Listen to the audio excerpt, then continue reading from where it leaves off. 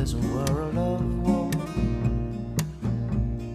There is no sickness, toil nor danger in that bright land to which I go. I'm going there to see my mother. I'm going there, no more to roam. I'm just going over Jordan. I'm just going over home. And I know dark clouds will gather round me,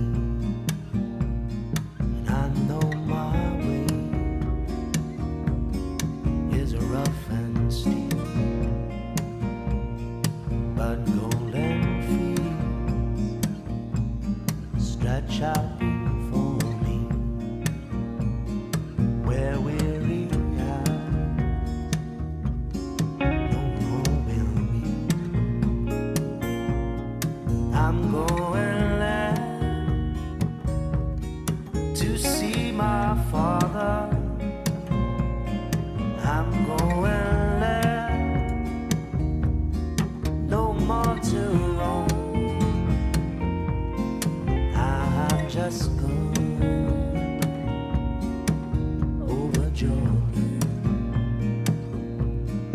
I'm just going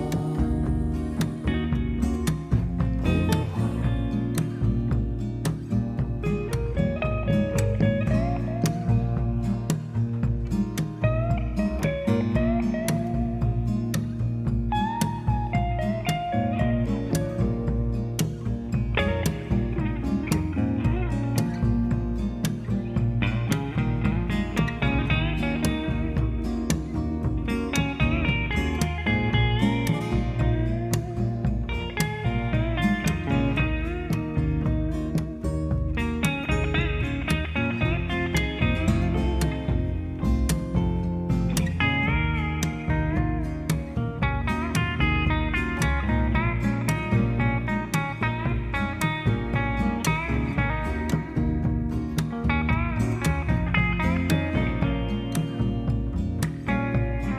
I'm going there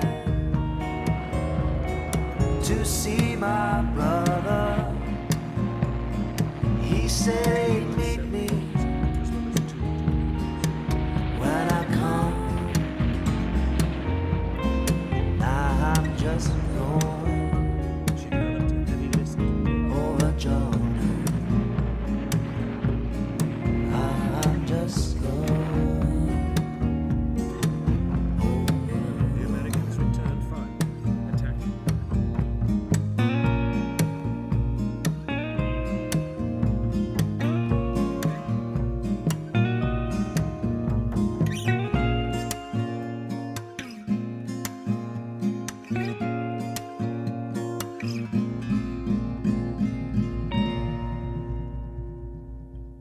It still hurts, you know.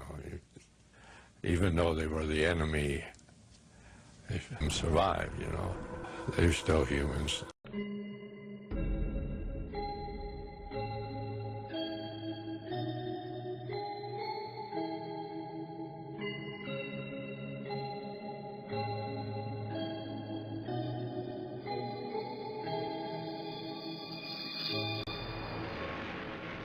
After 2 days of fighting, the two forces finally disengaged. That evening, the Lexington, still afloat, suddenly erupted in a huge explosion.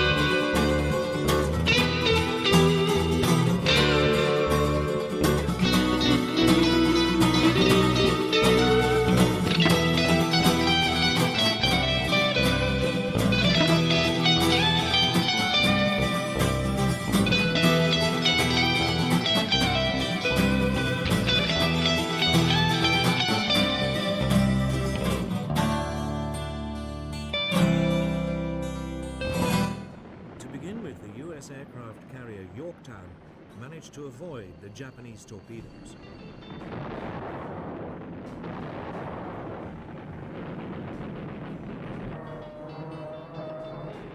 But then she took a bomb which penetrated 4 decks before exploding.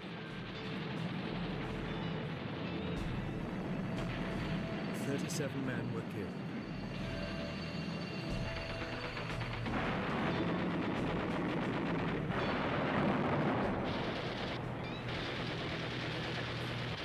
The larger and less maneuverable carrier Lexington was also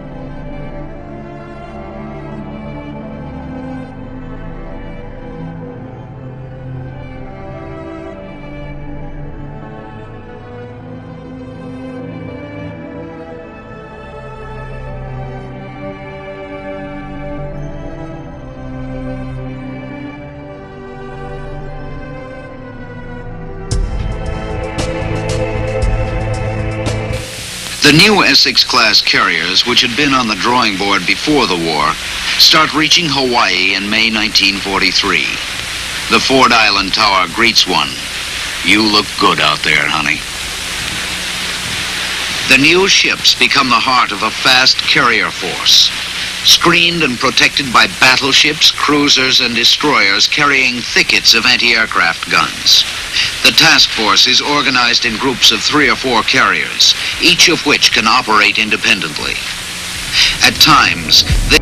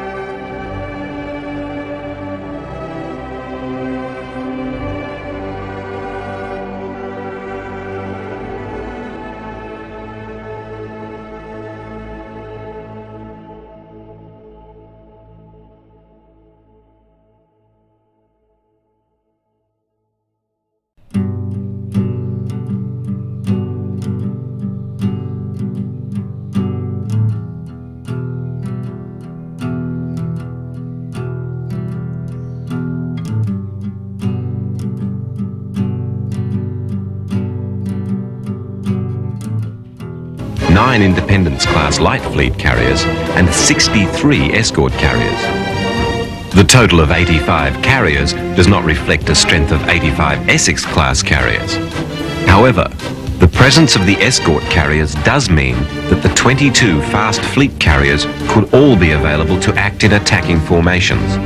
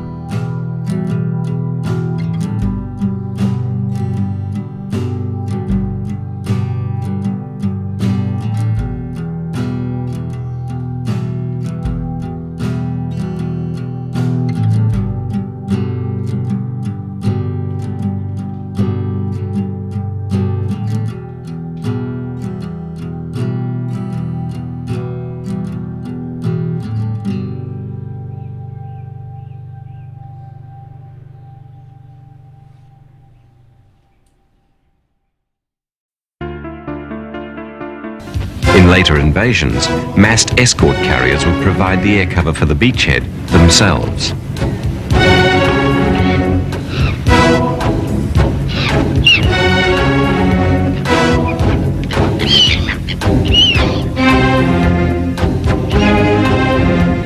The expansion of American carrier strength is startling.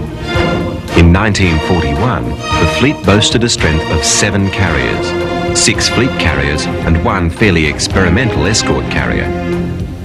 3 years later, in 1944, the fleet composed 13 fleet carriers,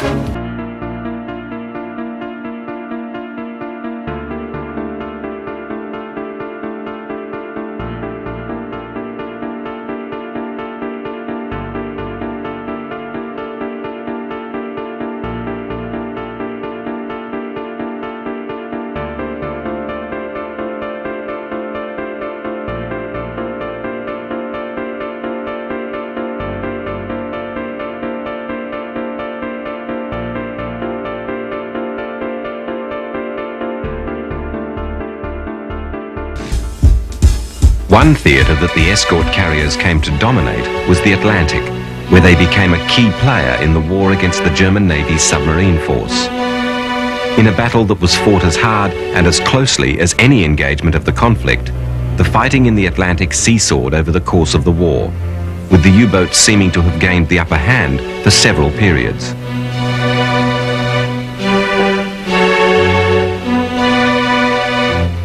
The introduction of the escort carriers had immediately served to curtail the activity of the long-range Luftwaffe Condors.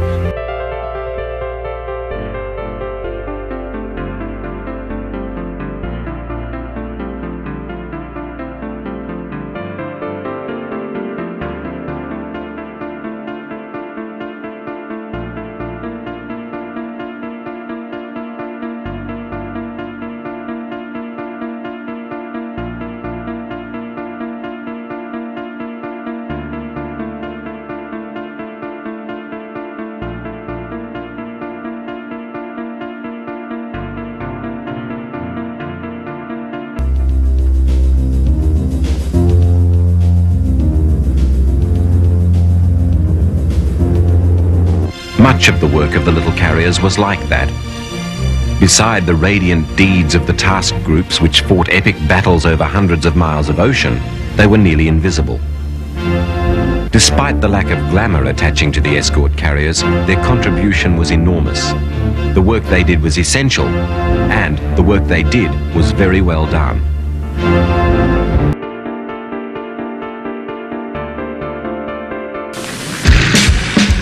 The escort carriers were basically unarmoured, built up on standard hulls. They were also slow.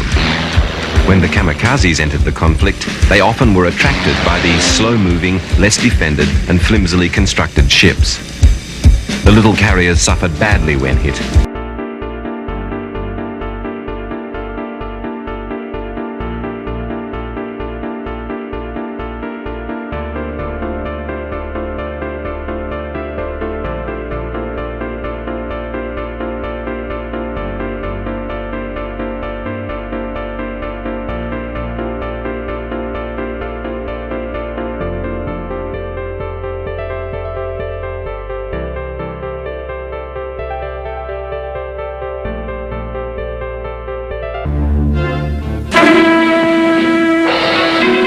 Here is your ship, the USS Guadalcanal, fresh out of the Kaiser yards, equipped from stem to stern with the products of American ingenuity, turned out by your hands. Electronic devices, radar, submarine detectors, Wildcats and Avengers, guns and shells, the 1,001 items that in the hands of American boys make a fighting American ship. All under the command of Captain Dan Gallery, USN, a pioneer of naval aviation. Of the Atlantic Fleet heads out to sea with orders to operate against submarines to the west of the Cape Verde Islands. The group comprises the USS Guadalcanal and her 5 destroyer escorts, the Pillsbury, the Chatelaine, the Pope, the Flaherty, and the Jenks. At the departure conference, Captain Gallery and the destroyer skippers decide upon a daring plan of action. If, during this cruise, they can bring a sub to bay, they will not attempt to sink her as soon as she surfaces. Instead, they will spray her with small stuff, put crews over the side in small boats, and attempt to board and capture her. Daring, did we say? Fantastic is the word for boarding a wounded U-boat on the high seas. But the prize would be priceless. Naval intelligence could use a completely equipped enemy vessel. So during the voyage, prize crews were trained and rehearsed for this bold hope. Here's the hand-picked boarding party of the Guadalcanal. Nothing startling for the moment. Possible sound contacts are made every day, but a flat top has no business near them. With her high freeboard and her thin skin, she is a sitting duck for any sub which surfaces within torpedo range. So the Guadalcanal swings away, while the 2 nearest destroyers break off to assist.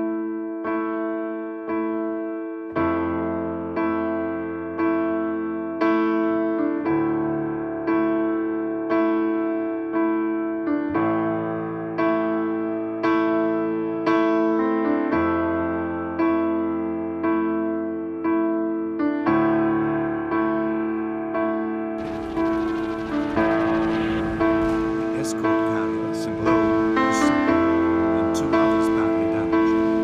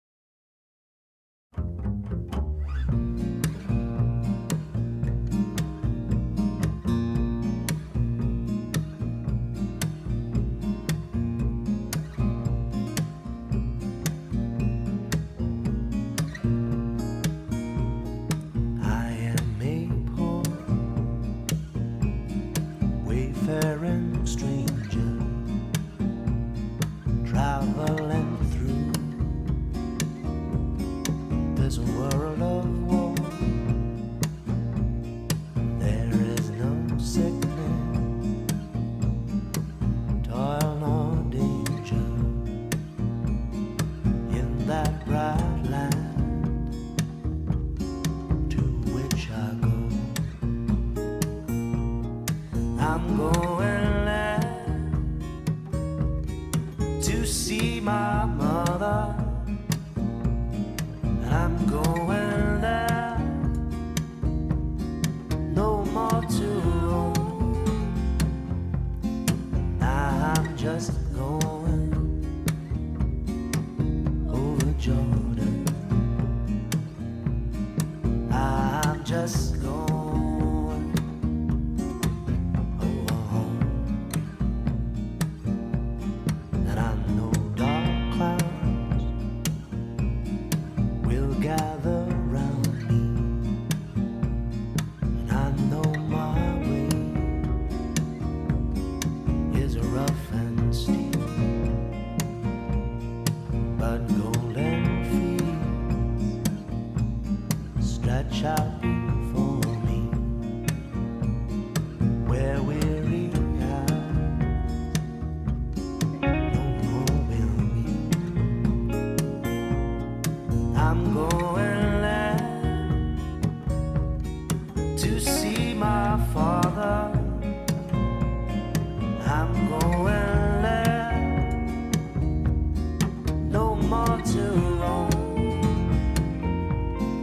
I'm just going over Jordan. I'm just going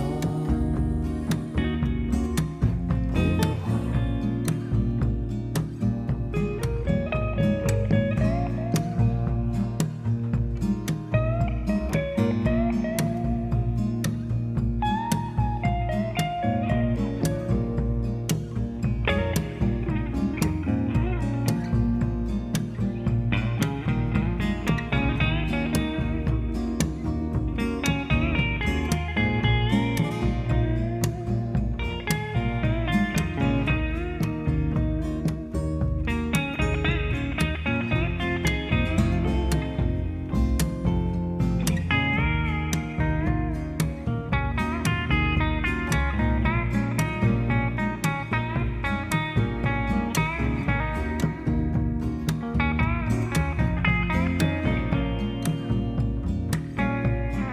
I'm going there